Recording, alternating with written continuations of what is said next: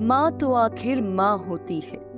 जब बात बच्चों की रक्षा की हो तो माँ किसी योद्धा से कम नहीं होती।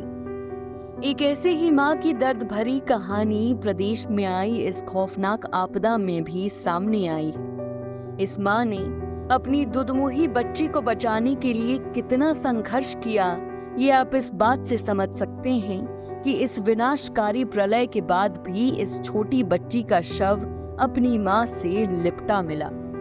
ये माँ अपनी बच्ची के प्राण तो नहीं बचा पाई, मगर इतना बड़ा सैलाब आने के बाद भी अंतिम वक्त तक उसका साथ नहीं छोड़ा। पानी इन दोनों को बहा ले गया, मगर इन्हें अलग नहीं कर पाया।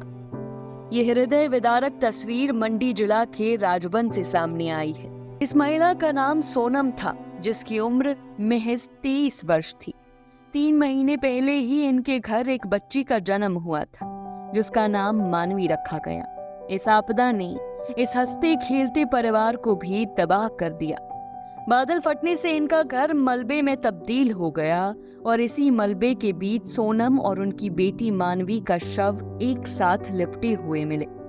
जब ये मंजर लोगों ने देखा तो आंखों से आंसू बह गए। इस दृश्य ने सभी को झकझोर कर रख दिया। ये दोनों उसी बेड पर मिले जिस पर वे आपदा से पहले की रात सोए थे। सोनम का शव देखकर ऐसा लग रहा था कि जब आपदा आई तो उन्होंने बेटी की जान बचाने के लिए उसे अपने सीने में सुरक्षित करना चाहा, लेकिन ऐसा हो न सका। सोनम के पति राम सिंह भी इस हादसे में गंभीर रूप से घायल हुए हैं और वे अस्पताल में जिंदगी और मौत के बीच जूझ रहे हैं। हिमाचल प्रदेश में आई इस त्रासदी ने इसी तरह कई परिवारों को गहरे जख्म दिए हैं, जो शायद कभी न भर पाए। किसी का कोई अपना चला गया तो किसी की कमाई का जरिया, लेकिन इन सब के बीच जो रह गया वो है सदियों का दर्द।